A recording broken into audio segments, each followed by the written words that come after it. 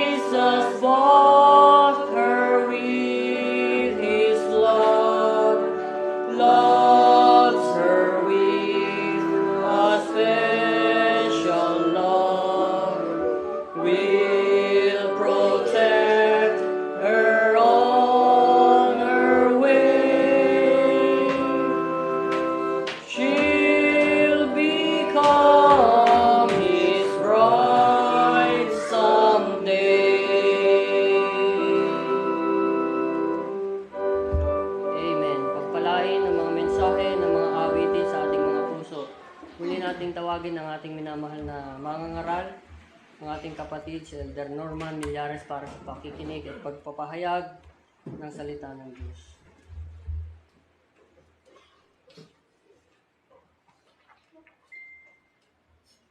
Magandang hapon sa inyo lahat. Muli tayong tumayo, buksan po natin ating mga Bible. Numbers chapter 21.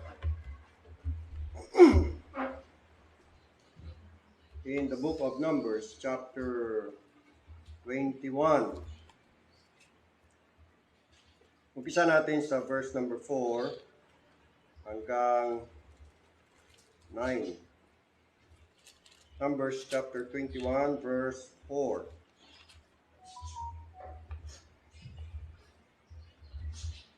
Ito ang sabi ng banal na kasulatan. Sa King James Version, "And they journeyed from Mount Hor by the way of the Red Sea to compass the land of Edom. And the soul of the people was much discouraged because of the way. And the people spoke against God and against Moses. Wherefore, or why, have ye brought us up out of Egypt to die in the wilderness? For there is no bread, neither is there any water, and our soul loatheth this light bread." Last verse. "And the Lord sent fiery serpents among the people, and they bit the people, and many people of Israel died." May God bless the reading of His word. Discouragement, part 2. Yan po ang pamagat ng ating pag-aaral ngayon pong hapon. Manalangin tayo. Panginoon naming Diyos, muli sinasamba ka namin, pinupuri, niluwalhati, patuloy ang aming paglilingkod at pagsamba sa inyo. Ito po'y araw ng inyong itinalagat itinakda na dapat namin pangilin at amin pong iuko lamang para sa inyo.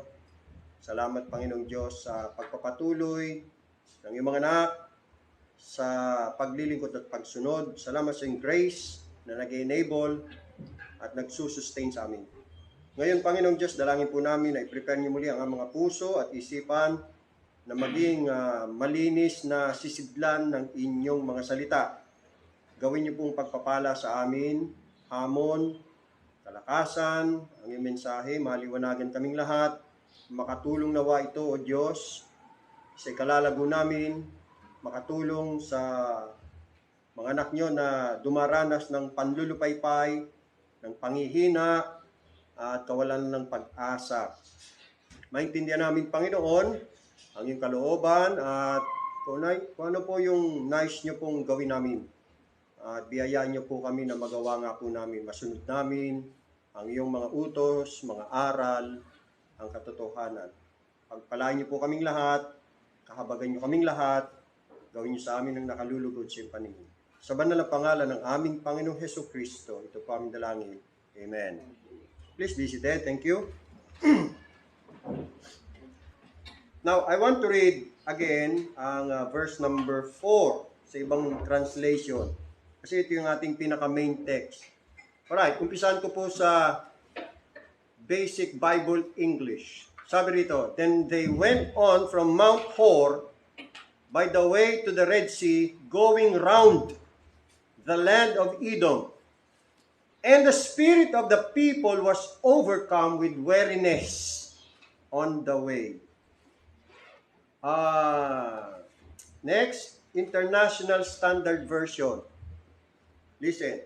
"After this, they traveled from Mount Hor along the caravan route by way of the Sea of Reeds, and went around the land of Edom. But when the people got impatient because it was a long route, and so they complained. Next, New English Translation. "Then they traveled from Mount Hor by the road to the Red Sea to go around the land of Edom. But the people became impatient along the way." Tagalog. At sila'y naglakbay mula sa bundok ng Hor na napa sa daang patungo sa dagat na mapula upang lumiko. Sulupay ng Edom at ang damdamin ng bayan ay nainip dahil sa daan. Gamitin natin yung salitang discouraged sa King James Version. Na-discourage itong mga Hudyo, itong mga Israelita, at ang dahilan because of the way. Kalalabas lang nila, pinalaya sila ng Panginoon mula sa pagkakailipin sa Egypt, at dadalhin sila sa lupain na ipinangako sa kanila ng Panginoon. Kaya nga lang ay idinaan sila ng Panginoon sa daan ng ilang, the way of the wilderness, or the way to the wilderness. At sa daang yun, may nakasagupa silang bayan o bansa. Yan yung Arad. Mga Canaanites, sa verse number 1. Humingi sila ng tulong sa Panginoon na mapagtagumpayan nila, at yun nga ginawa ng Panginoon, tinulungan sila na pagtagumpayan nila. Ngayon, sa pagpapatuloy ng kanilang paglalakbay, ang nangyari, umikot sila. Sa halip na dumiretso, na inakala, inaasahan ng mga Israelita na yun yung pinakamabilis at maigsing daan patungo sa Kanaan, lupang ipinangako ng Panginoon sa kanila, ang nangyari, umikot. Nagkaroon ng roundabout. So binasa natin, going round the land of Edom. Sa ibang salin, katulad ng binasa natin kanina sa International Version, and went around the land of Edom. Ibig sabihin, bumalik. Kasi kapag dumiretso sila, marami pa silang makakasagupang mga bansa eh. Baka na naman lalo silang masiraan ng loob. Kaya bumalik sila. Yun nga lang, babalik ulit sa ilang. Kaya sila na-discouraged. They were discouraged. Sa huli nating pag-aaral, nakita natin yung mga causes ng discouragement. Number 1 sa ating listahan ay distrust of God. Kapag ka dumarating ang discouragement dahil sa hindi nangyari ang ating inaasahan o kaya hindi natin nakuha yung ating inaasahan at hinihingi, nadi-discourage tayo. Bakit? Kasi wala tayong tiwala sa Diyos. Pag kami nangyaring bagay sa buhay natin na hindi natin inaasahan at hindi natin hinihingi, pero nangyari, ang feeling natin ay hindi dapat mangyari yan. So, alam naman natin ang providence ng Panginoon, di ba? Lahat naman ng bagay nangyari sa ating buhay ay appointed, ordained ng Panginoon, whether good or evil. It is according to God's appointment. There's no problem in accepting the good that God does for us. But the problem is the evil. Hindi natin matanggap na para bagang may mali sa ginawa ng Diyos. Wala tayong tiwala. So we question the wisdom of God. We question the authority of God. Discouragement. Pangalawa, discontent with God's provision. Itong mga taong ito ay nagreklamo, na-discourage, nagreklamo sa Panginoon kasi nagsawa na sila sa mana, sa provision ng Panginoon. Kinasuklaman na nila. Minaliit na nila. Hinamak nila yung provision ng Panginoon. Wala naman problema yun. Tinapa yun eh. Makakabusog naman yun eh. Mabubuhay naman sila for 40 years. Sinustain sila ng Panginoon. Pero ayaw nila. Nagnasa, naghangad sila ng mga karne mula sa Egypt. In fact, sabi nga nila, Moses, ano ba ito? Dinala mo ba kami dito sa ilang para dito kami mamatay? Mabuti pa sana, hindi mo na kaming nilabas doon sa Egypt. Masarap pagkain namin doon. Hindi sila kontento sa provision ng Panginoon. Ayaw nila yun. Gusto nila iba pa. So yun ang isang dahilan. Another na dahilan ay self-will. Kung ano ang gusto nila. So, iginigit nila yung sarili nilang kagustuhan. Iginigit pa rin nila yung kanilang mga sarili. Hindi sila payag. Ayaw nila na magpailalim sa kagustuhan at kapamahalaan ng Diyos. Kaya kinokontra nila. Kaya galit sila self-will. Na pangapat na causes ng discouragement ay impatience. Impatience. Nabasa ko dito naging impatient sila because of the way. Ayan. But the people became impatient along the way. So yan, kita natin, lumitaw din ito ng malinaw sa naganap na insidente. Nagalit ang Israel sa pagkaantala o delay ng kanilang paglalakbay. Ang gusto kasi nila, maabot ang kanilang layunin sa pamagitan ng shortcut sa isang mabilis at madali ang paraan. Pero nang italaga sa kanila ng Diyos ang isang roundabout course, nadurog ang mga espiritu nila. At sila'y bumigay sa pagrereklamo. You see? Now, ang sabi ng James chapter 1, tingnan natin mga kapatid ang James chapter 1, yung katotohanan na ipinapahayag dito, at dapat ito ay atin pong matutunan. Itong katotohanan ito. James chapter 1, basahin natin verse 4 about patience. Sabi ni James, but let patience have her perfect work, that you may be perfect and entire, wanting nothing. This is a command. We have to exercise the virtue of patience. You see, there comes a point in our lives that God wants us to be patient, to wait patiently.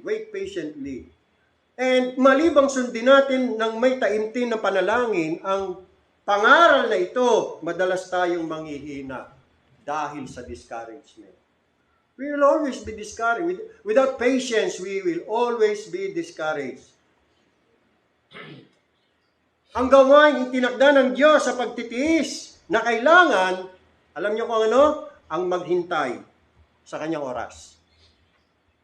To wait for God's time. Patience is a very, very important virtue that we need to exercise. We need to have patience. At kailan nadidevelop yung virtue ng patience? During the time of tribulation or trial or testing. Wala nang ibang kalalagayan, situation, or circumstance na pwedeng mag-flourish ang virtue of patience kundi sa tribulation. Tribulation, Paul said, worketh patience. Wilderness is tribulation for Israel. The reason why God led them to the way or through the way of the wilderness is to teach them the virtue of patience. To wait on the Lord and not to be hurried or to be in a hurry. Ang patience ay isang kontentong pagtitiis sa mga pagsubok na nagpapalakas sa isang Kristiyano na makayanan ang mga ito. Makayanan ang mga pagsubok. Samantala, ang kawalan ng pasensya ay isang masamang panghihinakit at pagmamaktol kapag ang ating mga kagustuhan ay sinusubok o kaya'y nahahadlangan pa. Yan ang ayaw natin. Nasubukin yung ating pasensya, no? At mahadlangan yung ating mga kagustuhan. Kaya ang nangyayari isang pagguho ng espiritu na umuubos ng ating lakas kapag ang hadlang ay patuloy na umiiral. Yan ang nangyayari. Tulad sa Israel. Kadalasan, tayo ay discouraged because of the way. Because of the way. Pero hindi dapat. Hindi tayo dapat ma-discourage because of the way. Why? Sapagkat hindi nangako ang Diyos sa atin ng smooth and easy way sa sanglibutang ito. Wala tayong mababasa sa Bible na nangako ang Diyos na maging everything will be smooth, everything will be fine, everything will be bed of roses. Wala. Kundi ang sabi sa atin, sa pamagitan ng maraming kapighatian ay kinakailangang magsipasok tayo sa kaharian ng Diyos. Acts 14:22. We must through much tribulation, enter into the kingdom of God. That's the truth. Bago tayo makarating sa kingdom of God, dadaan muna tayo dito sa tribulation. Jesus said, sinabi na ng Panginoon sa kanyang mga alagad, in this world you shall have tribulation. Expect tribulation. And because of that, we have to be patient. Oh, may God teach us the virtue of patience. Hindi madali yan. Napakahirap nga niyan talaga, sa totoo lang mga kapatid. No? Impatient. So yan.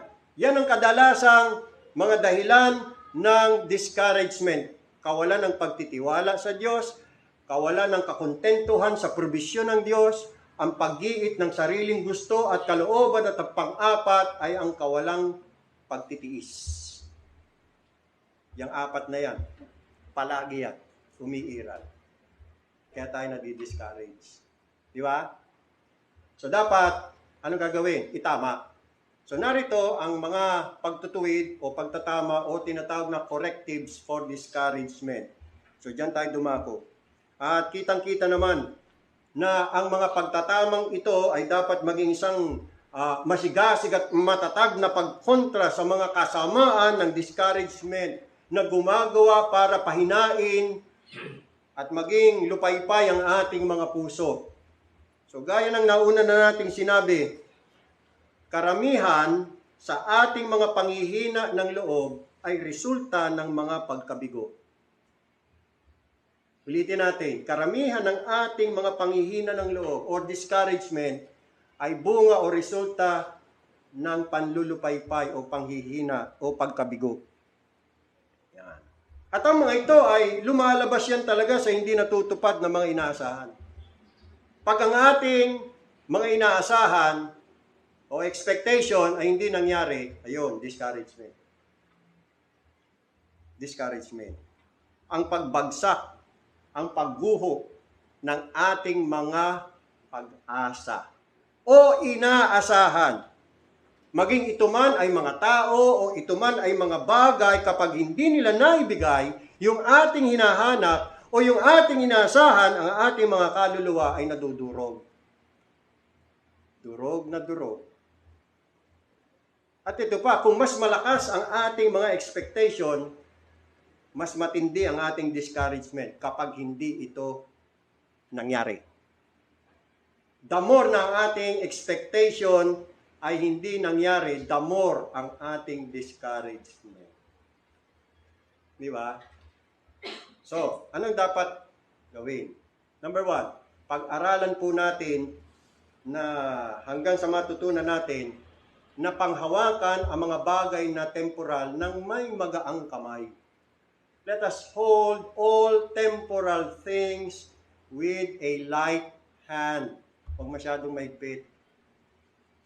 Magaan lang, tama lang, katamtaman lang, na hindi naman mahulog. Huwag masyadong mahigpit kasi pag kinuha yan, binawi yan, alam niyo na mangyayari. Uusok ang ilong. Magiging toro na. Maiinis na, mabibwisit na, madi-discourage na tulad ng Israel. They were discouraged because of the way. Hindi yun ang way na inaasahan nila. But that is the way of God.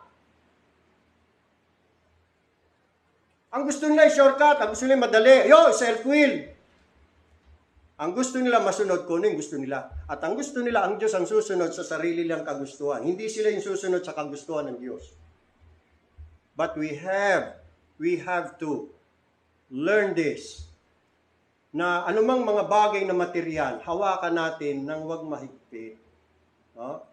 Discipline ourselves to do that. Paul said in Colossians 3:2, set your affections on things above, not on things of this earth. Colossians 3:2. Tingnan po natin. Colossians 3:2. Set your affection on things above, not on things on the earth. Yung things yan, temporal things. Mga bagay na pansamantala. Ibig sabihin, mawawala din. Ngayon ang tanong, pag nawala, ano ka na? Pag nawala, ano na ang iyong behavior? Ano na ang iyong reaction? Ano na ang iyong response? What is going to be your conduct pag nawala? Maglulupasay, magmamaktol, madidiscourage, magagalit sa Diyos.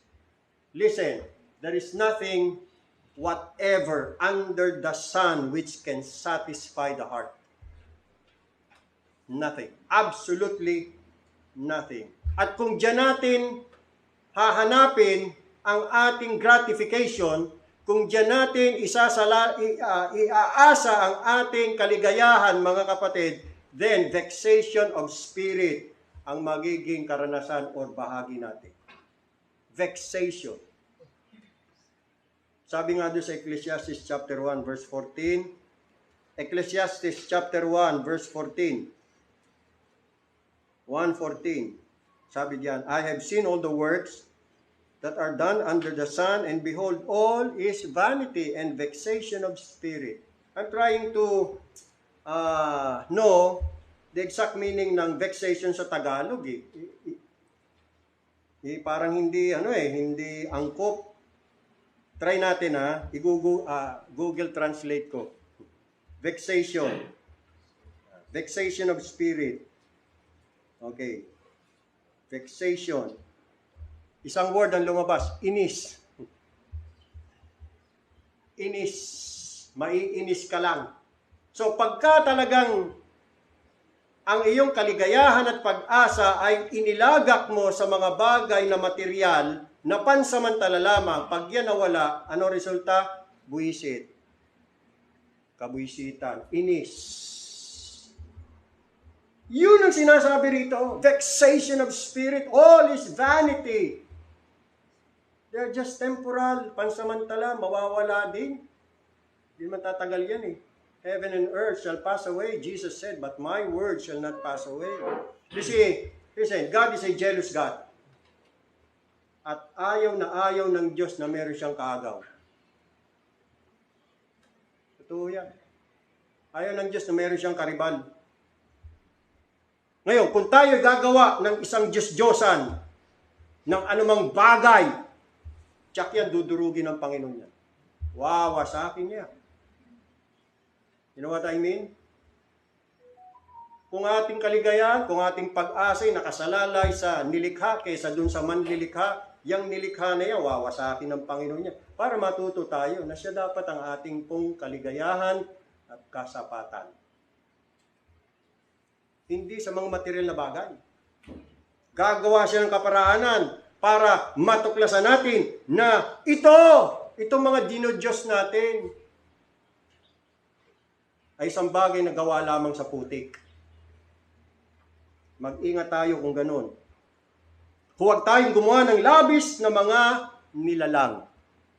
Huwag nating ilagak ang ating pag-asa, kaligayahan sa mga bagay na nilikha lamang. Kung gaano po kaunti ang inaasahan natin sa iba, maging sa mga kapwa natin mananampalataya, mas kaunti po mga kapatid ang mararanasan nating disappointments at discouragement. Tanda natin, lahat ng bagay mawawala.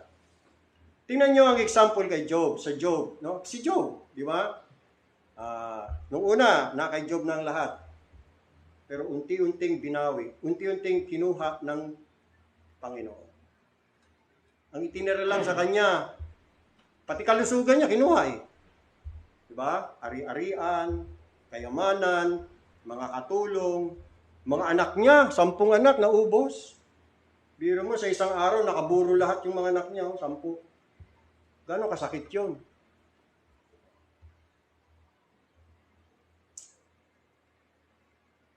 Tinira ng Panginoon yung asawa. Kasi yung asawa pa, sinisisi pa siya. Hanggang kailan ka mananatili sa iyong integridad? Sumpay mo na, Diyos! Ang birang asawa yan. Sa halip na damayan, tulungan ng asawa. Sumpay mo na, Diyos. Para tigo ka na agad. Siyempre, pag sinumpa niya Diyos, magagalit ang Diyos. Patay na siya ng Diyos. O tapos, ang problema. Ganda ng advice, ano? Kapag asawa ka ba naman ng ganyan? May ginala si Job, hindi nakabango. Hindi, baka bambuhin ni Job yun. Well, akala ko lang yun. Tinira ng Panginoon, buhay na lang. Sabi niya kay Satanas, wag mong babawian siya ng buhay, wala kang karapatan diyan. Life na lang ang tinira ng Diyos sa kanya, life. Pero sa kabila ng lahat ng yan, anong sabi ni Job? Job 1:22. Sabi niya, the Lord gave, and the Lord hath taken away. Blessed be the name of the Lord. Nakita niyo example mga kapatid. Tinanggap ni Job ang nangyari sa kanya. Maluwag niyang binitawan yung mga bagay na taken o kinuha ng Panginoon. No hurt feelings. Binitawan. Panginoon, binigay mo ito, pero kung kukunin mo, sige po. Kayo naman ang may karapatan dyan. Iyo ang karangalan, di ba? Sabi natin sa panalangin. Iyo ang katagumpayan, iyo ang kayamanan, iyo yan. Hindi naman akin yan eh. Pahiram mo lang sa akin yan. Ngayon, kung kukunin nyo, ayan po. You see? Ang mabigat, pag sobrang higpit ng hawak, pag hiningi na ng Panginoon, ayaw ng bitawan. Hindi ho pwede. Akin po ito.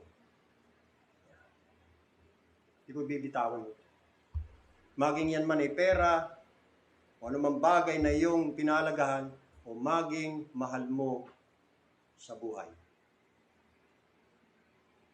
Sa sirkulo ng ating mapagmahal na pamilya, maaaring isa dyan, kunin ng Panginoon. The Lord gave, the Lord has taken away. Masasabi pa rin ba nating salamat, Panginoon? Purihin kayo. Blessed be the name of the Lord. Ikaw po ang nagbigay, ikaw ang kumuha, ikaw po ang may gawa nito. Purihin ang pangalan ng Panginoon. Kaya pa rin ba nating magpasalamat sa Diyos kahit na sa panahon ng kawalan, kahirapan, at kabiguan? Sa panahon ng kadalamhatian, sa panahon ng bereavement or grief, can we still say to God, Lord, thank you. Thank you. Ito po ang problema ng mga taong sanay sa marami at hindi sanay sa kakaunti. Ito po ang problema ng mga taong sanay sa kasaganaan at hindi sanay sa kawalan. Sanay sa ginhawa at hindi po sanay sa kahirapan o kasalatan. Kasi sa oras na kunin ng Panginoon ang marami, sa oras na kunin ng Panginoon ang kasaganaan, kunin ang kaginawaan, sasama at sasama ang loob dahil hindi matanggap.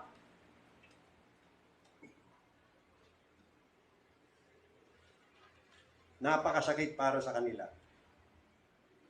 Walang problema, the Lord gave. O sige po, Panginoon, tanggap ko po yan. Amen. Praise the Lord. Hallelujah. Napakabuti ng Panginoon. Anong kinuha? Anong kinuha? Paano na? Buwisit na buhay ito. Yun ang lumalabas sa bibig.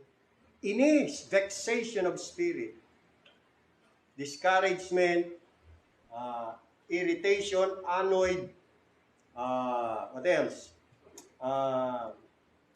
Disturbance of inner peace. Wala na, nawala na inner peace. Trouble na. Agitation, yan. Kasi hindi nila magawang tanggapin ang pasya ng Diyos at magpailalim sa kanyang kalooban.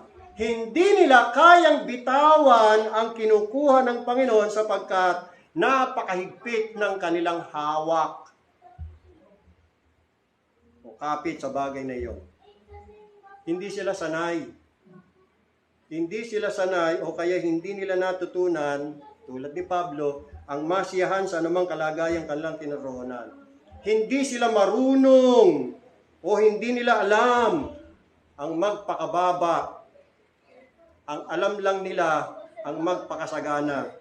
Sa bawat bagay at sa lahat ng bagay ay hindi nila natutuhan ang lihim maging sa kabusugan at maging sa kagutuman at maging sa kasaganaan at maging sa kasalatan. There is too much self in them. Self-will. Self-will. Self-pleasing. Puro self. So, para may tama, may tuwid, pag-aralan nating mabuti mga kapatid na panghawakan ang mga bagay na material o temporal na magaan lang. Para pag kinuha ulit ng Panginoon, hindi masama ang loob. Hindi masakit. Kasi mas mahalaga pa ang mga bagay na makalangit at espiritual kaysa sa mga bagay na material at makalupa. Pangalawang corrective, linangin natin, i-cultivate natin mga kapatid ang isang buhay ng pananampalataya. Cultivate a life of faith. Faith. Kaya nga pinangalanan ko yung isang anak namin, Faith. Para palalahanan kami. Actually, yung pangalan niya, Faith Yente. Kaya ako pinangalanan ng Faith Yente, Yente. May nabasa akong libro ng pangalan ay Yente. Isa siyang Jewish na babae na during persecution time or yung Holocaust, siya isang believer. I hope talagang tunay na believer. Hindi siya nasiraan ng loob. Kaya the faith of Yente. Kaya faith Yente. Yente, para magandang pakinggan. Hindi Yente, kuryente. Yente, ganda, medyo class naman. Merong kudlit yan dun sa letter E, yung dulo ko. Yente. Meaning the faith of Yente. Nagandahan ako dun sa story ng babae, yung kanyang perseverance. Hindi siya walang pag-asa. Namatay yung kanyang pamilya because of the Holocaust. Pero hindi siya nasira ng loob. The faith of Yente. So let us cultivate that faith. No? Ang isang labis na pagkaabala sa mga nilikha, yung masyado tayong, anong tawag dito? Yung engrossed or, tamang salita dun eh. Masyado tayong nakatutok sa mga bagay na nilikha eh. Kasi yan ay isang katibayan na ang pananampalataya ay hindi aktibo o gumagana.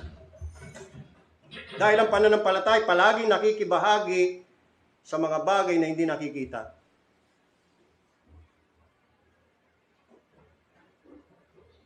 Yung mga, sabi ni Pablo, set your affections on things above. Yung mga bagay, things above, hindi natin nakikita yan eh. Pero sabi niya, doon natin ilagak sa mga bagay na hindi nakikita. Ano pa sabi ni Paul doon sa 2 Corinthians chapter 4? Basahin natin. 2 Corinthians chapter 4. So ngayon, alam mo na. Brother Alex. Kung hindi niya naikwento sa iyo. Alright. Sa 2 Corinthians chapter 4. Ayan. Doon sa verse number 18, last verse. While we look not at the things which are seen. You see? Pwede pala yung mangyari. We look not at the things which are seen, but the things which are not seen. Example, things above. Spiritual things. Yan. Yung mga bagay na hindi nakikita, yan ang mas valuable compared sa mga bagay na nakikita. Bakit? Ba't natin kailangang matutunan yan, pag-aralan yan? Kasi the things which are seen are temporal. There you are. Mawawala yan. Kukunin din yan. Maglalaho. Whether you like it or not, it will not last long. Kasi nga, buhay natin dito sa lupa, hindi tatagal yan. May expiration date na nilagyan sa atin ng Panginoon. Yung pa kaya mga bagay? See? Temporal lang yan eh.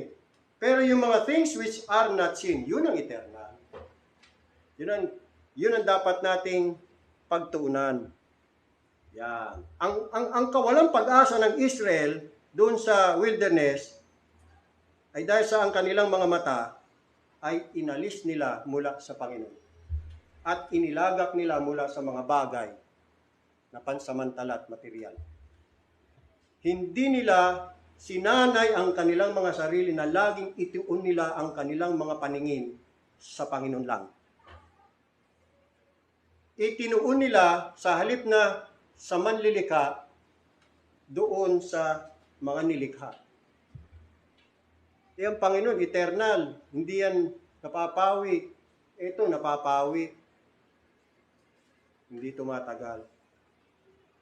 So let us cultivate. Now, ang tanong, paano natin i-cultivate yung life of faith? Paano? Di sa pamamagitan ng araw-araw na pagbubulay-bulay sa salita ng Diyos. Diba? Bakit? Sapagkat yun ang itinakdang pagkain Salita ng Diyos. Yan yung sinabi ng Panginoon sa Israel. Kaya sila dinala ng Panginoon sa wilderness para malaman ninyo na ang tao hindi nabubuhay sa tinapay lamang, kundi sa bawat salita na lumalabas o namumutawi sa bibig ng Diyos. Yun. At yun yung kinote ni Jesus Christ nung tinukso siya ni Satan sa wilderness din. Yung nakita niya si Jesus Christ, gutom na gutom. Kasi nag-fasting 40 days. Ay, gutom na gutom to. Tsakto. Gusto ng tinapay to. So yun ang sinamantala ni Satan. Sabi niya, kung ikaw ay anak ng Diyos, gawin mong tinapay ang mga batong ito. Anong gusto palabasin ni Satan? Kung ikaw anak ng Diyos, ba't ka ginugutom ng ama mo?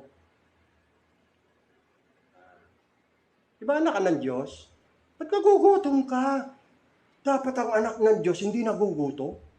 Dapat ang anak ng Diyos sagana.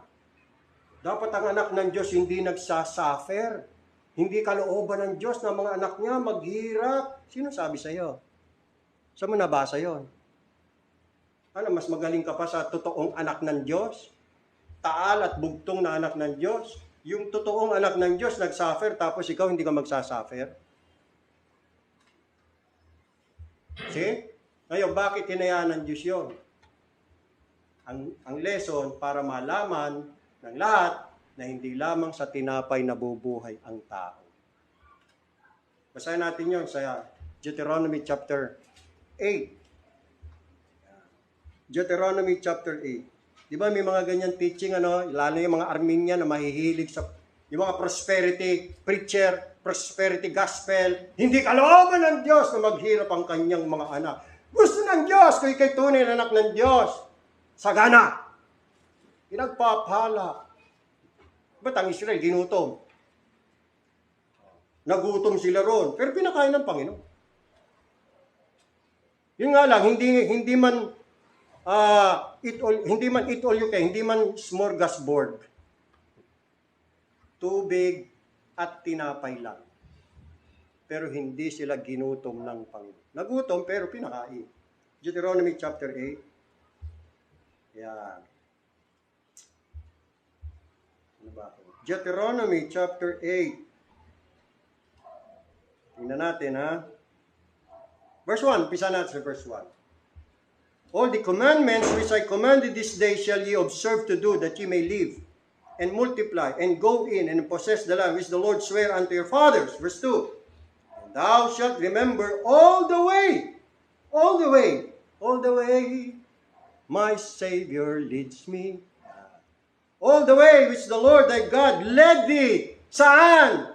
These 40 years in the wilderness. Yes, my brothers and sisters, we have read it right. Yes, the Lord led them in the wilderness. It's a barren land.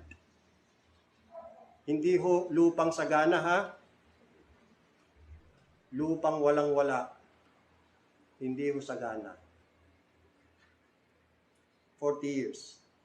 For what reason? For what purpose? To humble you and to prove you, to test you, to know. So testing pa lang wilderness, Lahat tayo pinararanas. Lahat ng mga tunay na anak ng Diyos, pinararanas niya rin ang wilderness. Mismo si Jesus Christ. Dinala ng Holy Spirit sa wilderness. Tayo pa kaya hindi? Doon ang testing. Ground. Yun yung school, God's school of Christian experience. It is God's school of affliction. Doon tayo matututo. So way to the wilderness. Pero tingnan nyo bagamat tayo dinadala ng Panginoon sa wilderness, di tayo hinayad kasama ang Panginoon. Yun ang maganda. Dalhin man tayo ng Panginoon sa wilderness, pero kasama natin ang Panginoon. Binabantayan tayo, tinitingnan, ang ating kondisyon, kalagayan, inaalagaan tayo. To know what was in your heart, whether you would escape His commandments or no. Verse 3, and He humbled you. So humbling experience pala yun, ano? It's a very humbling experience na makaranas tayo, paranasin tayo ng Panginoon ng kawalan. Gaya ng nangyari kay Job. You know why? Because there is too much pride in us. At alam ng Panginoon yan, yung pride sa ating mga puso. Bagamat tayo, hindi natin alam. And suffered thee to hunger, pero fed thee with manna, which thou knewest not, neither did thy fathers know, that He might make thee know that man doth not live by bread only. Kailangan din natin kumain, alam naman ng Panginoon. Pero not only. See? Pag hindi ka kumain, mamamatay ka. Kaya pinakakain tayo ng Panginoon. Kaya lang, hindi lang yan ang nakapagbibigay ng buhay. Yung word that proceeded out of the mouth of the Lord, that man live. The word of God. At yan ang itinakdang pagkain para sa atin. Sabi ni Paul kay Timothy, pinakain sa mga salita ng pananampalataya. Basahin natin yun. 1 Timothy chapter 4, verse 6. 1 Timothy chapter 4, verse 6.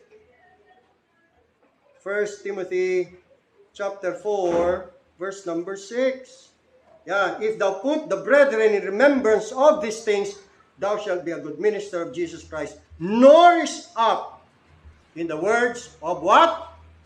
Words of faith. Nourished up in the words of faith. So paano natin palalakasin ang ating pananampalataya? Magpakabusog tayo. Pakainin natin ang ating mga sarili ng salita, mga salita ng pananampalataya and of good doctrine, whereunto thou hast attained. Kung ang espiritual na pagkain, iyon ay napapabayaan, kung gayon, ano mangyayari? Ang pananampalataya ay manghihina at manlulupaypay. Mas lalo na, yung paghawak at pag-angkin sa mga banal na pangako ng Diyos. Mawalan tayong gana. Sayang, yung mga precious promises ng Panginoon, di natin mapanghawakan. Dahil sa kahinaan ng pananampalataya. Yan ang ating pag-pray.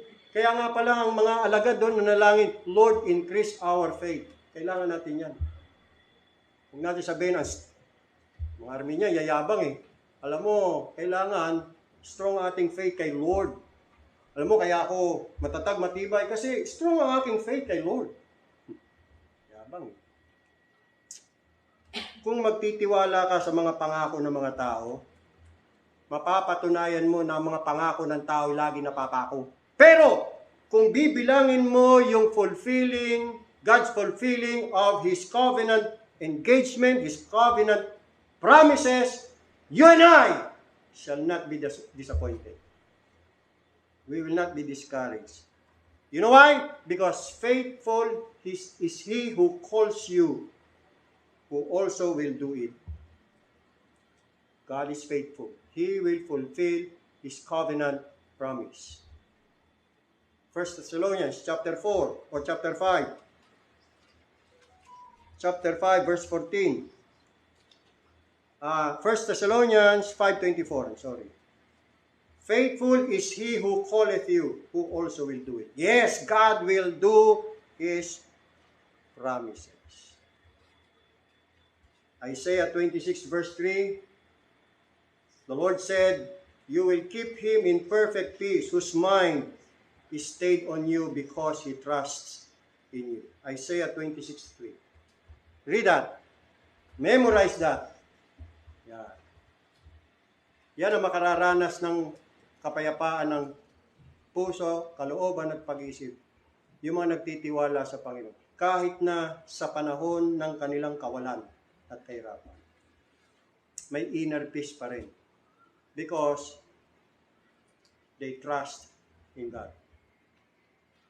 I trust in God, wherever I may be, upon the land or on the rolling sea. For come what may, from day to day, my heavenly Father watches over me. You see? Third, cultivate a spirit of contentment.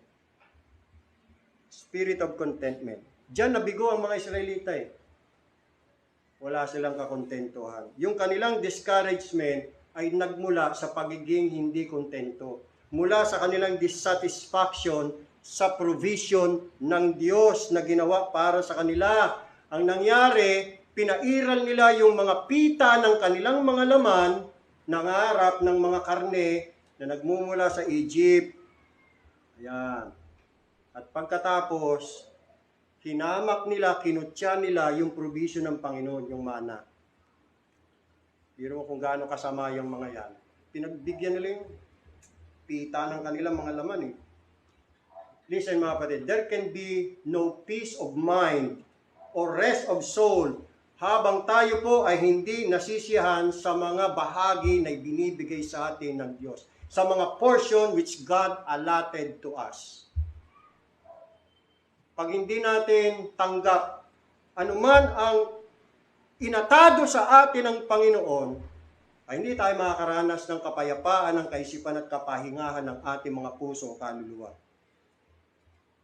So kailangan nating linangin itong virtue of contentment. Ngayon ang tanong, paano natin gagawin yun? Paano ko ba makukultivate? Paano ko mapapaigting yung aking contentment at yung sinful dissatisfaction ay ma-overcome ko? By diligently and daily seeking grace para masunod yung utos na Hebrews 13:5. Ano yung utos? Hebrews 13:5. Kailangan natin ng biyaya dyan. Pag walang biyaya, hindi natin magagawa yan. Ano yung utos? Nabanggit na natin to last Sunday. Ito, let your conduct or conversation be without covetousness. Greed. And be content with such things as ye have. Yan ang contentment. So contentment is not being satisfied with contentment is not having everything, but being satisfied with what you have. Be content with such things as you have. Tanong, anong meron ka sa ngayon? Ano yung binigay sa iyo ng Panginoon sa ngayon? Ang utos, maging kontento ka. For he hath said, I will never leave thee nor forsake thee. You see, yung espiritu ng covetousness which makes real contentment impossible. Pag may spirit of covetousness, ano yun? Yung you want more. Hindi ka kontento kung ano meron. Ayoko yan. Gusto ko. Dagdagan pa yan. Ano yan? Kakaunti. I want more. Yung spirit of covetousness naghahangad Pagka may spirit of covetousness, impossible yung real contentment. Yung mga matatakaw, yung mga greedy, yung mga discontented cannot enjoy what God has already given them.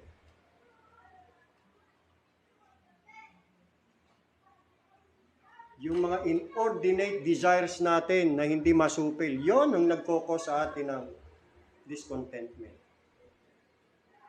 Inordinate desires. Ano yung ibig sabihin ni inordinate? Meron yan inordinate affection. Binanggit yan sa Bible.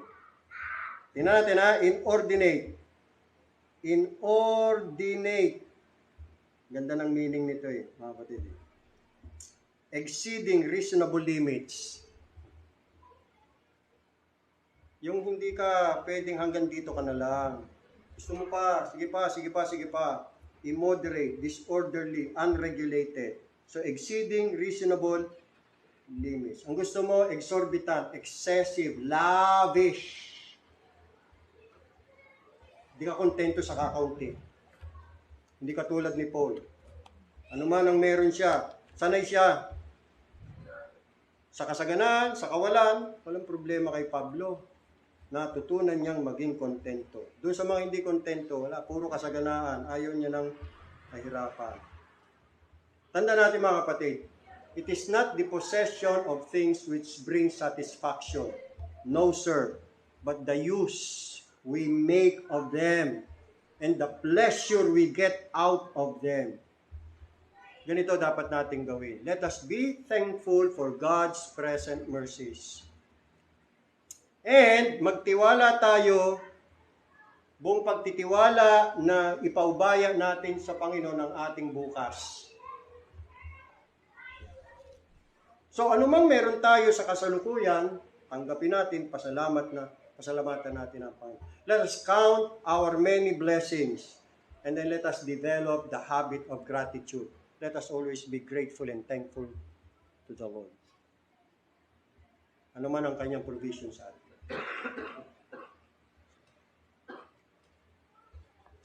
Ako'y nagpapasalamat sa Panginoon dahil itong pinag-aaralan natin talagang experimentally tinuro na sa akin ito ng Panginoon. Hindi ko ito ipipreach kung mismo hindi ako tinuruan, sinanay ng Panginoon. Sometimes pag ako'y pupunta ng mall, siyempre, ang daming tukso doon. Daming mga material na bagay doon. Kaganda ng mga damit, mga sapatos, jewelries. Window shopping na lang. Hindi shopping window na lang. Hanggang tingin na lang. Salamat sa Panginoon. Minsan nasabi ko sa salamat sa Panginoon, wala akong pera. Kasi kung ako may pera, nabili ko na yun. Nabili ko na yun kahit hindi ko kailangan. Hindi ko naman magagamit. Kaya the use we make of them and the pleasure we get out of them. Wala dyan ang aking kasiyahan, wala dyan ang aking kakontentuhan. Kaya minsan ayaw ko nang pupunta ng mall. Ang gagawin ko dyan, di lang sa bahay. Pero pa rin sa bahay. Basa ako ng Bible, mag-pray. Mag-aaral na lang ang salita ng Diyos. Meron nga nag-invite sa akin eh. Sasama daw niya ako sa Alaska. Maganda daw doon. Sa totoo lang mga kapatid, ito talaga, wala na akong gana sa mga ganyang pasyalan. At hindi ako nanghihinayang. Hindi ako makapunta ng Boracay. Hindi ako makapunta sa ganito, sa ganyan. Nangangarap din, pero okay lang kung hindi matupad. Dahil wala dyan ang aking kasiyahan. Ang aking kasiyahan ay nasa paglilingkod sa Panginoon. Alam ko, maiksi lang buhay ko, at ang prayer ko sa Panginoon, Panginoon, sa mga natitira pang mga kaarawan ng aking buhay, gamitin mo ko. Nandyan ang aking joy. Ang maglingkod sa Panginoon. Tapusin ko ang karera, ma-accomplish ko yung kanyang purpose, masaya na ako. At ako ang kanyang gamiting instrumento, masaya ako. Hindi ako hinayang na wala akong ganito, wala akong ganyan. Basta may sapatos ako, may tsinelas ako, may damit ako, may medyas ako, may underwear ako. Ayos na, may pagkain. Ano man ang pagkain, basta kumakain, mamimili ka pa. Tika, nakakain ka pa eh. Iba nga, nagugutom eh, walang makain. Gustong kumain. Di ba? Di ba, yan yung mga present mercies ng Panginoon. Yung mga daily graces niya na sa halip na ma-appreciate natin para tayo mga Israelita. Ano ito, mana na naman? Isip na mana yan, sawang-sawa na ako dyan. Kasama na ugali. Alam niyo mga kapatid, kung minsan, ang ugali natin, ugaling Israelita. At pakikita yan ng Panginoon one day. Tulad tayo ng mga Hudyo, mareklamo. Pinakita na sa akin ng Panginoon yan. Sasabihin ko sa inyo, napaka-reklamador kong tao. Akala ko hindi eh. Akala ko hindi. Akala ko, banal na ako. Akala ko, matino na ako. Akala ko, masunurin na sa Panginoon. Pinakita ng Panginoon, hoy, ito laman ng puso mo. Nung inilagay niya ako sa paaralan ng kadalamhatian. Nung idinaan niya ako sa wilderness, doon lumabas ang kawalanghiyaan ko. Hudyo rin pala ako. Mareklamong tao. Reklamador. Kaya, nung nare-realize ko yan, pag ginugunita ko yan, binabalik tanaw ko, sabi, Panginoon, salamat po sa mga pagtuturo niyo sa akin. Salamat po, hindi niyo po ako binitawan. Sinagaan ninyo ako kahit ako'y reklamador. Dapat sana pinatukan niyo na rin ako sa ahas o pinatuklaw niyo na rin ako sa ahas. Eh. Kaya nangyari sa mga reklamador, pinatutuklaw ng Panginoon sa ahas. But you know what? Because of the Lord's mercies, we are not consumed. Lamentation chapter 3, verse 22. Basahin nga natin yung mga kapatid. It is because of the Lord's mercies, we are not consumed. Dapat kinonsume na tayo. Mga reklamador tayo eh. Pero dahil sa mga kaawaan ng Diyos, pinagbigyan pa tayo, nakabagan Diyos sa atin, hindi niya tayo kinonsume. Sinustain pa rin. Lamentation. After ng Jeremiah ay lamentation bago mag-Ezekiel. Yan. Chapter 3. Yun.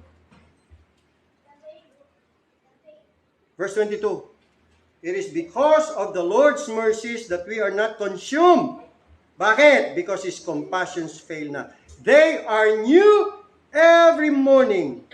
Great is thy faithfulness. 24. The Lord is my portion. Hindi material things. Said my soul. Therefore I will hope in Him. The Lord is good unto those who wait for Him. To the soul that seeketh Him. It is good that a man should both hope and quietly wait for the salvation of the Lord. Sa halip na magreklamo, mga kapatid, ganito, pasalamat tayo sa Panginoon dahil hindi natin tinanggap yung dapat nating tanggapin. Or it is less than our iniquities deserve. Therefore, we must be grateful and thankful. Dapat hinataw na tayo ng Panginoon. Alam natin yan. Sa mga kasalanan natin, pagkakamali natin, dapat hinataw na tayo ng Panginoon. Pero hindi niya ginawa. Kaya napaka-gracious talaga. Pag hindi mo pa alam yan, balang araw, tuturo yan sa iyo ng Panginoon. Huwag kang mag-alala. Ituturo yan sa iyo ng Panginoon. Para matuto ka maging kontento. Nung mga anak ko, nagyayaya ng dati, hanap tayo ng ibang matitirhan. Sikip-sikip dito. Sa totoo lang, ayoko na lumipat eh. Kahit maliit lang yung dati namin tinitira, kontento na ako daw. Sa loob-loob ko, buti nga, mayroon pa tayong bahay dito na pag umulan, hindi tayo mababasa. Ang sarap pa rin ang tulog ko doon. Sabi ko, ano kalooban ng Panginoon? Sige, maghanap kayo. Gusto nyo bahay, hanap kayo. Hanap. Kahit saan. Walang mahanap. Kaya sabi ko, Panginoon, kung dito pa rin kami, tanggap ko to eh. Okay lang sa akin. Mahalaga, meron kaming natitirhan. Kontento na ako. You know what? Tadeng! Dito kami dinala ng Panginoon. Malaking bahay. Talagang preserve na ito ng Panginoon. Inihandaan niya to. May purpose pala siya para makatanggap kami ng mga bisita. Doon, hindi kami kakasya doon. Kami lang, sa amin nga lang sikip na kami. Magpapatulog pa kami doon. Ano, tutulog? Doon sila, sa simento, humiga. Hanggang doon sa kusina. Kung pwede pa doon sa banyo. Kung gusto nyo, doon kayo matulog sa banyo. Yun lang kaya namin accommodate Pero dito, mukha kaming mayaman. Mukha lang yayamanin. Yayamanin lang. Mukha lang. Isa pag Pastor, ang ganda ng bahay mo. Teka muna, hindi ko bahay to. Bahay ng may-ari to. Pahiram lang sa amin. Ngayon, hindi ko alam mga kapatid, hanggang kailan kami tatagal dito. Nobody knows. Hanggang kailan namin kayang magbayad ng upa dito. Nobody knows. Pero nakaka 2 years na kami, going to 3 years. So, wala akong worry kung ano man ang kalooban ng Panginoon. Alam ko, may nakalaan siya para sa amin. Bagaman siyempre, responsibility natin din ang magplano. Diba? There are many devices, there are many plans in man's heart. The Bible says in Proverbs 16, but the counsel of the Lord, that shall stand. Meaning, the plan of the Lord, that shall stand. So it is our duty to plan, make plans ahead. But in the end, yung plano ng Panginoon will finally happen. Not your plan, not my plan, but the Lord's plan. Cultivate a life of faith. Trust God. See? At be content. Basta may nakakain, may pagkain, sa hapagkainan, salamat. Minsan nga higit pa sa isa ulam namin Sabi nga ng isang ang sarap dito sa inyo. Bakit? Ang dami yung ulam. Bakit? Sa amin, paulit-ulit ang ulam Kung yung ulam sa umaga, yun ang ulam sa tanghali, yun din ang ulam sa gabi. Sa inyo, iba-iba ulam. Tanguyaan. Magre-reklamo pa ako. Di ba? Salip na magpasalamat sa mana. Yun ho, mga kapatid. Count your many blessings and always develop the habit of gratitude. Pangapat. Let your surrender to God's sovereignty be more complete and constant. Yung mga Israelita na buwisit, na inis, na discourage sapagkat hindi nila mapangyari yung gusto nila because they cannot have their own way. Ang gusto nila mangyari yung own way nila. Kaya ganun din, much of our discouragement springs from the same evil root. So, ano gagawin natin? Paano natin tatama yan? Pag-aralan natin na isurrender natin, ibigay natin ang ating mga sarili to the good pleasure of God. May your good will be done, Lord. Surrender, yield yourself to the good pleasure of God. Siya yung nagbabahagi, siya yung nag-aatado ng kanyang mga pabor ayon sa kanyang kagustuhan.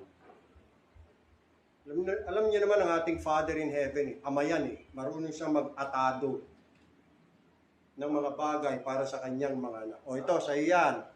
O ito, sa iyan. O ito, sa iyan. Di ba yung parable of the talents? Yun, inatado. Sa iyo, 5. O sa iyo, 2. O sa iyo, 1. May reklamo? Panginoon, bakit isa lang sa akin? Yun ang kaloob Hindi mo tanggap yun. You see? He apportions, He divides His favors to His children according to His good pleasure. And it is not for us to murmur or complain. Wala tayong karapatan na questionin ang ginagawa ng Diyos at magreklamo. Bakit isa lang? Ba't yun 5? Lamang na lamang yon? Yung iba naman ho doon, bigay nyo sa akin. Sino ka? Who art thou who questions your Creator, the Father, We are just clays in the hand of the potter. So instead of complaining and murmuring, let us say from the heart, may the will of the Lord be done. Acts 21 verse 24. May the will of the Lord be done. Dapat bang ang nilikha awayin niya yung kanyang manlilikha? Dahil lamang sa hindi ibinigay ito, hindi ibinigay yung ganun, tapos hindi niya ibinigay yung dapat na ibigay sa kanya. No? Pag ginawa natin yan, that is a horrible arrogance and presumption. Ngayon, ang tanong, paano ko matututunan itong holy art of meekly condescending and bowing to the divine providence? Ganito po mga kapatid, sa pamagitan ng yung pag-recognize natin na palaging living under an habitual sense of your own or my own unworthiness in the sight of God. Yun po, pag-aralan natin mga kapatid, lagi natin isipin na hindi ko tayo karapat-dapat. Tandaan natin, ito lagi ko sinasabi, walang sino man sa atin o sa mga nilikha ng Diyos na karapat-dapat ng anumang mabuting bagay mula sa Diyos. Tandaan natin mga kapatid, nung nagkasala si Eva at si Adan, na forfeit nila ang kanilang spiritual privileges. Forfeited. At ano ang nararapat na ibigay sa kanila ng Diyos? Ano? Kamatayan. Forfeited Sinabi na ng Panginoon kay Adan sa oras na kainin mo yan, mamamatay ka. Yan, diyan ka nararapat, kamatayan. O ngayon, anong pwede natin i-demand sa Diyos? Wala!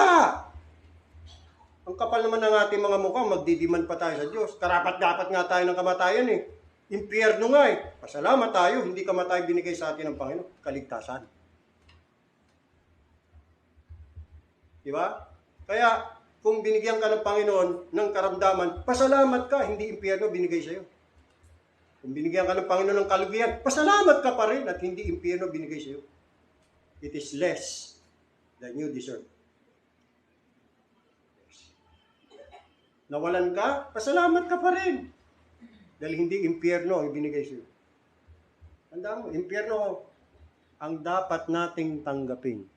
Kaya kumpara mong impyerno sa kalugihan mo, kumpara mo impyerno sa karamdaman mo, kumpara mo ang impyerno sa kahinaan mo, ikumpara mo impyerno sa nararamdaman mong hirap ngayon, naku, wala sakaling kingan ng impyerno. Kung ang tingin mo ang buhay mo dito sa lupa ay impyerno, pasalamat ka. Diyan lang ang impyerno, hindi doon. Salamat ka pa rin. Yan lang ang impyerno mo. Anyway, pag namatay ka man, di wala na impyerno mo. Ang matindi, may impyerno ka na dito sa lupa, may impyerno ka pa doon sa impyerno. Di ba? Sa halip na magpasalamat magrereklamo pa. So, tanda natin, unworthy tayo. Kaya nga ang tawag dyan, grace. Ano bang mabuting bagay na ibinibigay sa atin ng Diyos, tandaan natin, undeserving grace ang tawag dyan. Ulitin ko, anumang mabuting bagay na ibinibigay sa iyo at sa akin ng Diyos, yan ay undeserving grace. Ibig sabihin, hindi ikaw at ako karapat-dapat. Kaya sa halip na magreklamo, magpasalamat. Paano ko ibigay sa iyo ng Panginoon? Ahas. Patuklaw ka. Binigyan ka na nga ng mana. Hindi, sige, reklamo kayo sa mana. O ito, ahas. Sa mga reklamador. Nabasa natin kanina, it is of the Lord's mercies that we are not consumed.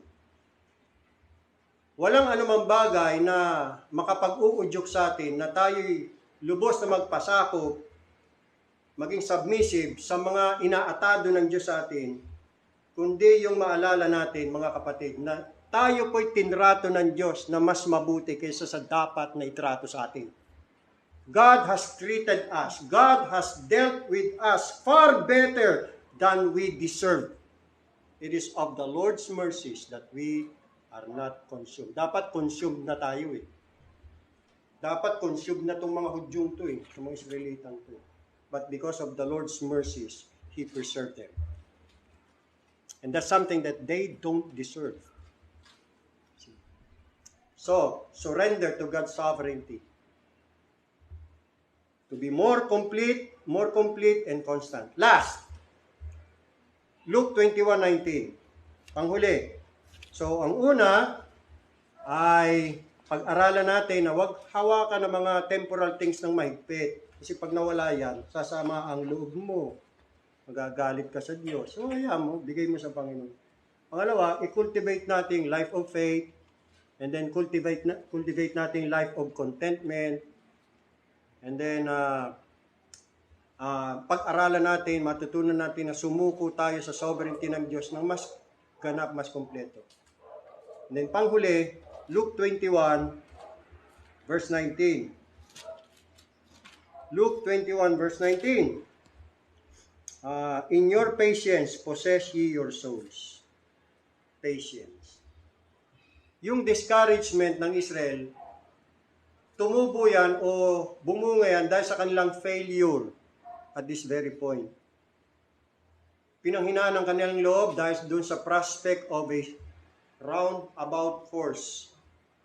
Sa halip na nga naman direct approach doon sa Canaan. Kaya karamihan sa ating mga discouragement, mga kapatid, sa totoo lang, ay yung hindi natin matanggap, nagmamaktol tayo sa mga delays ng Diyos. Kasi nagmamadali tayo. Gusto natin agad-agad, kailangan ganito, kailangan ganyan. Yan. So, paano natin itatama yan? Paano natin itutuwid yan? E di self-discipline, patayin natin yung mga spirit of restlessness and fretfulness. Kanina nabasa natin sa 1 Peter, meek and quiet spirit. Hindi lang yan pambabae. Panlalaki din yan.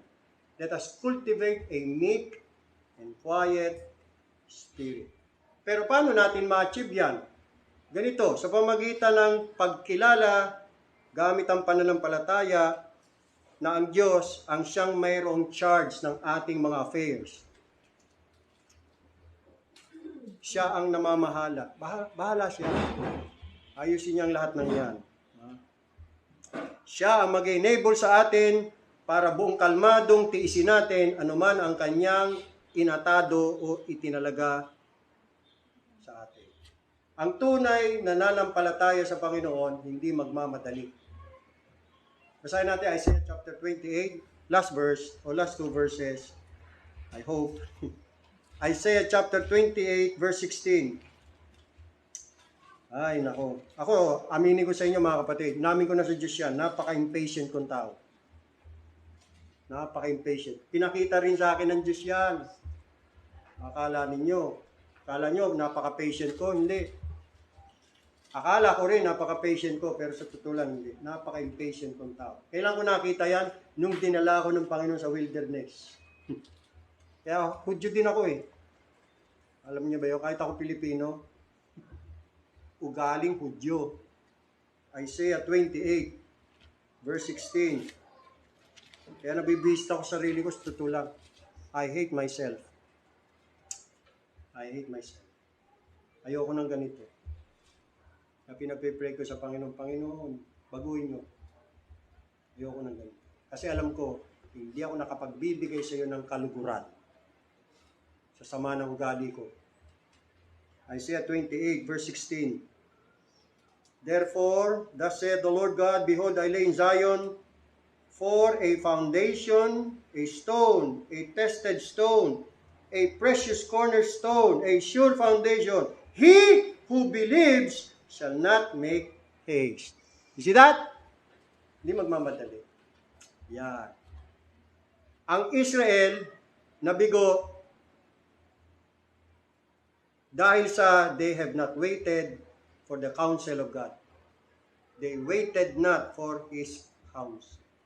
Yan ang sabi ni David sa Psalm 106 verse 13. So, araw-araw, magmakaawa tayo sa Panginoon na ilagay niya yung kanyang malamig na kamay sa nilalagnat nating mga laman. Nag-aapoy yung ating mga laman eh. Parang mga Israelita. Yung pita nila, no? Nagliliyab eh. Nag-aapoy para sa mga karne, pipino, bawa. Oo, naway ipatong ng Panginoon yung malabig niyang kamay sa mga inaapoy sa lagnat nating mga pita ng laman. Tanging sa paghihintay lamang sa Diyos at para sa Diyos, mapapanatili natin ang peace of mind, cheerfulness of heart, and steadfastness in the performance of our duty. Amen? Amen. Tayo po'y manalangin.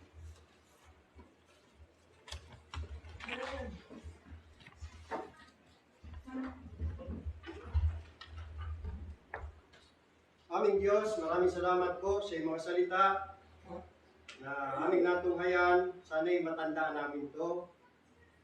Agad naming may apply. Iligtas niyo kami mula sa kasalanan ng pagrereklamo, murmuring, and complaint. At ganoon din sa kasalanan ng discouragement. Sa mga nadi-discourage, Panginoon, gaya ng ginawa niyo kay Joshua, be of good courage. In-encourage niyo po siya para ipagpatuloy yung gawain na naiwan ni Moses. Panginoon, alam niyo po, bawat isa sa amin, kailangan ng encouragement. Alam po namin kayo'y gracious God, napakabuti. Please, God, encourage us. Help us, Lord, na magpatuloy. At natutunan namin itong mga mahalaga niyong aral. Kaming madi-discourage. Pagka kami na-discourage, alalayan niyo po kami, turuan niyo kami gently, Panginoon. Kami strengthen niyo. Gaya ng ginawa niyo kay Elijah. Nakaranas siya ng discouragement, pero hindi siya pinagalitan. Pinagpahinga niyo muna, pinatulog ninyo, and then pagkatapos pinakain po ninyo. Napakabuti niyo, Panginoon, sa inyong mga servants at sa inyong mga anak. Sana ganyan din po. Ganyan naman talagang ginagawa niyo sa amin. Tinrato niyo kami ayon sa kasaganaan ng iyong biyaya at mga kawaan. Kaya, salamat. Napakatyaga niyo po sa amin, Panginoon. Talagang kayo Diyos na patient, long-suffering. Sa mga anak niyong matitigas ang ulo, sutil, hindi matutututo. Pero salamat po.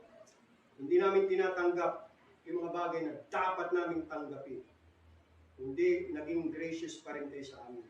Kaya kami po'y grateful. Salamat sa mga blessing. Na-appreciate namin, Panginoon Diyos, lahat ng ito.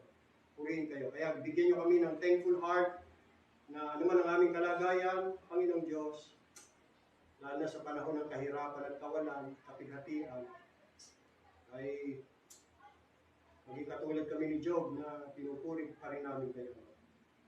Papasalamat. Sana'y maintindihan po namin ito. Handa niyo po kami sa banal na hapunan, gawin niyo kami karapatan. Patawarin kami sa aming mga kasalanan. Ang lahat ng ito ang aming dalangin sa pangalan ng aming Panginoong Jesus. Amen.